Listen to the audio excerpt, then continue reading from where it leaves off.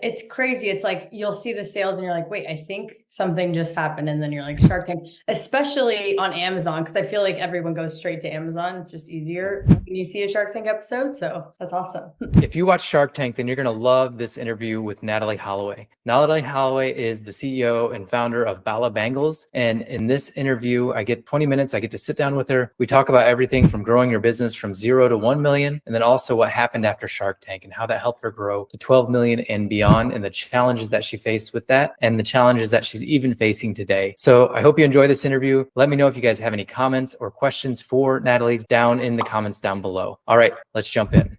What did you do at the beginning to get this started and get this ramped up from like that 0 to 1 million mark? Yeah. Okay. So at the very beginning, it was really a side hustle. Like we launched it as a one product brand, Bala Bangles.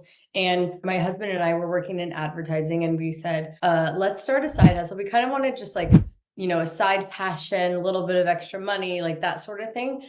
And so our goal was like to sell like 10 units a day or something. Like it wasn't a lot at the time. And so all we wanted to do was we pretty much like wanted to say yes to anything and get as many eyeballs on the brand and product as possible. So for us, I wasn't even thinking like online influencer, which again, we can talk about that. And that's like kind of the direction that the brand went. But in our minds, we were thinking Bala Bangles, the original product, is something that if somebody was on a hike or in a yoga class, they would see other people and it would be very much like word of mouth marketing. If that one person in the yoga class was wearing the product, our theory was everybody else would take notice and say, wait, I want to be like leveling up during my class as well. So for us, it was like the more people we can get them on and the more exposure we can get, like the better it will be. And so what we did early on is we didn't have money. So we really did a few events. Like we posted every single day.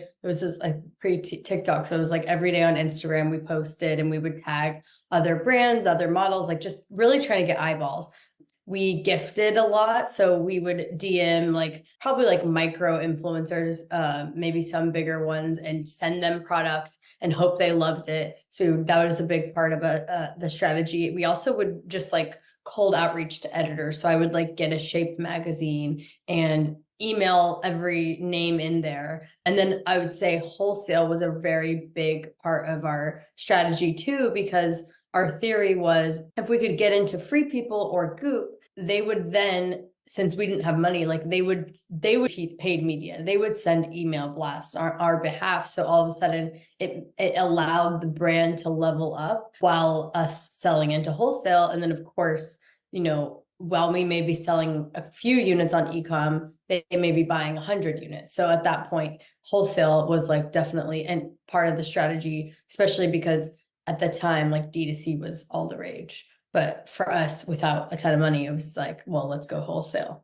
How long were you working with sending out free Bala Bangles and sending all these micro influencers? How were you doing that until you started seeing just a little bit of momentum for that? I think it was like there was constant momentum. It was smaller things. It was like I don't think we saw like big traction for like at least probably like a year. But I would say there were like we had our blinders on. We were just like doing anything and everything we could. So like getting into this studio was exciting, and then getting like a magazine placement a couple months later, or getting an influencer that had 50,000 followers to post us a couple months later. Like I would say there was like constant momentum in like these little key moments, but I had blinders on and we were just like doing anything and everything we can to make the brand work essentially. So I would say probably like within a year, we got a couple of big breaks. And I always like the big breaks for me were, I don't know if anyone knows Melissa Woodhealth.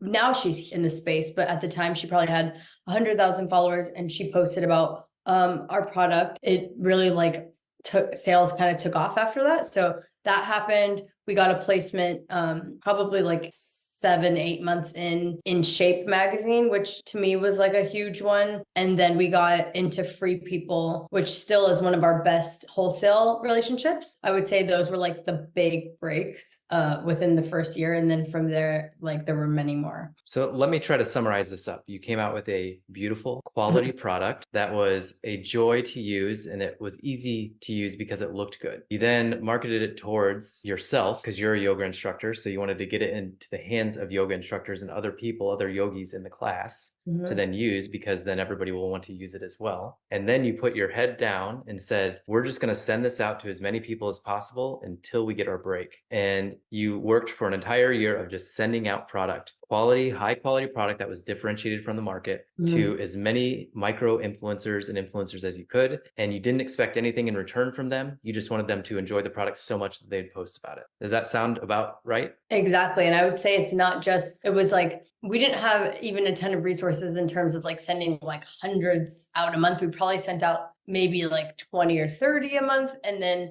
I would say it was like more of like a 360 strategy in that we did the same thing with buyers. Like we stalked buyers and editors. So we would like find them on Instagram and I would DM them, or we would LinkedIn stalking the buyer. So, and then of course there were a million no's from people along the way, but it's like for wholesale, getting into a few key, even smaller places, like I don't even know if you guys know Bandier, but getting into a few wholesale key relationships helps the whole business grow, because then all of a sudden in my pitch email, I can say I'm in Goop, I'm in Bandier. So a lot of little things, I would say, that became big things. But it's cool to see you say that you just pretty much sent out one per day. And that's all you really did, is you sent out one per day to an editor or a wholesale partner potentially. And you just sent out one per day. And out of that 365 that you sent out, or let's say 240 to 360, that's when things started picking up. And the reason I wanted to bring you on for this today is because in this mastermind, these are a lot of quote unquote Amazon sellers, where they find a product, they put it up on Amazon, and that's how they learn how to sell. There are some great brands on here as well, but I wanted to bring you on because you probably didn't even think about Amazon. Amazon was just kind of a sales channel for you, but it sounds like you're on Amazon obviously, but it's not your main source sales channel. It's probably a big part, but you're focused on everything else over here. And that's why I wanted to bring you on, because I wanted everybody to see here a different way to build a business. Yes. And I will say now Amazon is a third of our business. So Amazon is important for us. And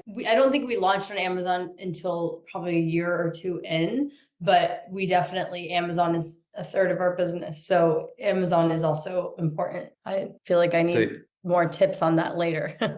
We can give you plenty of tips on that. But so a third of your business is, in the world that we are in, it's like anywhere from 75 to 90% of the business. So it's still a big part of yours, but yeah, it's not the whole thing, which is cool. Yeah. I want to dive into the Shark Tank episode a little bit, because as I said, we just watched it. What are some of your key lessons that you learned from being on Shark Tank, just walking that carpet? I mean, honestly, I don't know if anyone gets stage fright when public speaking. That's a very common thing. But for me, public speaking was the scariest thing ever. And I was terrified to go on Shark Tank. So my takeaway from that is that nothing will ever be scarier than Shark Tank. So I can do any sort of public speaking.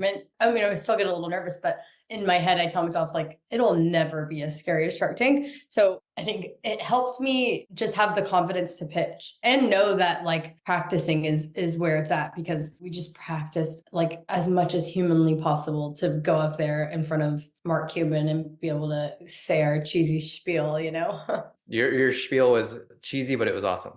Thank you. Now, when they were all fighting over you, what was going through you and your husband's head at that time when they were like constantly fighting back and forth? I mean, it was truly surreal, because going in, you watch every Shark Tank episode and you say, okay, they're going to pick this apart. They're going to say, you're a one product brand. Anyone can copy it. Like, we knew the things they were going to say. This is stupid. Like, you know, you just like theorize what they're going to say. And then when they actually started liking it and fighting over us, we were very shocked, I would say, because I think we went in thinking that we might get like an offer, but it also could go really bad. And they're going to say a lot of bad things about the product and the brand. And it went way better than we could have imagined. So I would say it was very exciting. It was very surreal. And it really like also gave us the confidence in the brand and the idea, because if the investors want in, then like you're onto something. So it really just like kind of fueled our fire even more, like let's get this thing off the ground. So it was very, very exciting.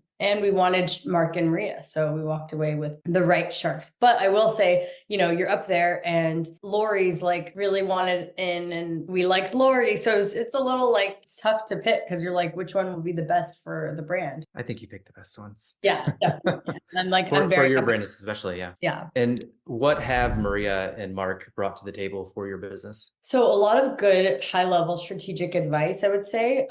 Connections, which you can expect. Maria is kind of like a friend to us. Like we'll go to dinner because she's in LA, and she's also kind of like a brand ambassador. She'll always post about Bala. Whenever we ask, she'll do, we've done panels with both of them. Like we save our favors for Mark, we save up, but they'll pretty much do many things that you ask, which is cool. And then same with connections. It's like they helped us out with like a lender, and just across the board, general really good advice and connections. And they're kind of like always in the background. So as much as we need them to. And then you got 900,000 for 30%. And you guys said it was for immediate inventory issues, but you guys weren't asking for 900,000. So was there any other issues that came up with the increased sales? And then what else did you use that 900,000 for? Unfortunately, what I wish I knew then was that we shouldn't be financing our own inventory, or we should be financing our own inventory and using a lender instead of our own cash. So all the money went to inventory. But what I know now is I would have kept that money and used it for marketing or team, and then have figured out a creative financing solution. Now we use like Kick Further. We've used Settle in the past. That's what I didn't know, and I wish I knew. Money, like that's like one PO, like that went quick. Yeah. And I want to emphasize a point that you brought up there is inventory financing. And a lot of newer sellers and newer entrepreneurs don't realize the importance of inventory financing. But when we sold our business, we had 500,000 in inventory financing loans, and we just sold it off with the purchase of, or when we sold our business.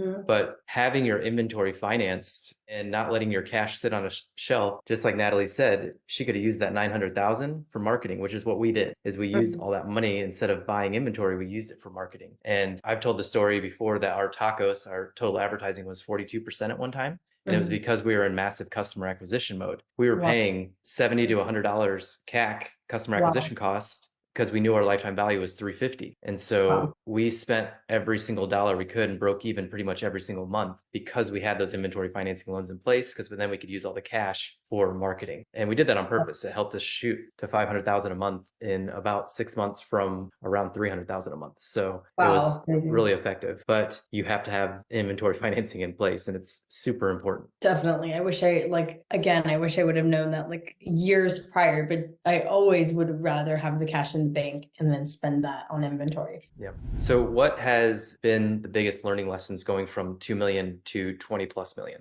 I think a big lesson, there's been so many lessons. It's like there were a lot of mistakes going from that to that. And also really having to grow up quickly in business when previously I was in advertising. So just having to figure out like all aspects of the business. And so I think what I learned is that it's nice to, we actually had built a team. So since we grew so quickly, we scaled a team on the ground. And what happened is, a team is really expensive. Like we had like 30 people, and it was just like, if we would have kept growing like that, it would have made sense. But at the time, we ended up having to do layoffs. And so what I learned is that is to hire slower. So let an area really, really be on, and I don't know how you feel about this, but now that I know how to do layoffs, it's what I would do different is I would let an area really, really be on fire before hiring someone and then hiring a team of 5 under them. It doesn't make sense. Really let people punch above their weight, maybe work with contractors, you guys for Amazon, instead of having an in-house Amazon team. Now I'm okay, you can punch above your weight by having multiple agencies and not a 30-person in-house team, because maybe the business doesn't quite need that. And so I think what I learned is just hire slow, see how things feel before just zooming quickly. So a couple follow-ups to that from Zach asks, what time period in your journey did you hire your first employee and what was their position? Okay. Well, it was my husband and I, right when we aired on Shark Tank, we both worked advertising. I quit a little bit before we aired on Shark Tank. He quit like when we aired on Shark Tank. So we got all the way to like 2 million in sales before we both quit our jobs, like just working on the business. So the first person I hired was actually my sister. And I think that hiring like a little bit of a jack of all trades, very hard to find, but if you can, hiring somebody that's more like your right hand person. Well, I think it can go two ways. You know, it can be like, let's say I'm horrible at finance. Well, then maybe you hire the first person you hire is like a finance person. But if I'm a little bit of a jack of all trades, so I was able to find my sister who was, early in her career, was able to do a lot and figure out a lot. Her specialty was more like creative and social media, but she was also like helping me ship units and like helping me with like wholesale orders. So really just like helping me with whatever I needed and having her own little expertise, which was social. And she was really good at that. So that's the first person I hired. And I think like hiring a cool, like, right hand person that can sort of like be in that startup environment and just say, I got this, I'll figure it out. Like you have to be as a co-founder. I think that kind of hire makes sense. And I've never been able to find another, she doesn't work at Bala anymore. And I've never been able to find another person like that. And I really need somebody like that right now. So When did you guys hire your first like C-suite employee, like a COO or CFO? we have not hired a CFO or a COO. We talk about it from time to time. And we previously hired a ops, wasn't the right fit. And so I'm now doing ops again. So we're still so needs like doing it all, but we do have agencies. So I don't know, we work with Pattern for Amazon and we have an e-com agency. So we have lots of agencies that are like experts. But yeah, we've talked a lot about, eventually hiring a CEO or COO, but we'll see, maybe in a year. If you ever need a free account audit on your Amazon, just let us know and we could do that for you. I do actually. Let's just. Yeah, sounds good. Going back to the questions. So how long did it take you to go from 0 to 1 million? Okay, so I will say the first about like 6 to 7 months of the business, we were like 200,000 around there, maybe 300. I forgot. You guys just watched the Shark Tank, so you might know more than I do. But and then the first year, I honestly think it was like 2 million. So it took us a year and a half to get to like the millions, a year and a half. Yeah. And I think I'm trying to remember how we got there so quickly. Like you sent out a product every single day for about a year and a half and then Yeah. And also wholesale, just like literally Yeah. Free People, Goop, any wholesaler that would have us. Like we did trade shows. So yeah.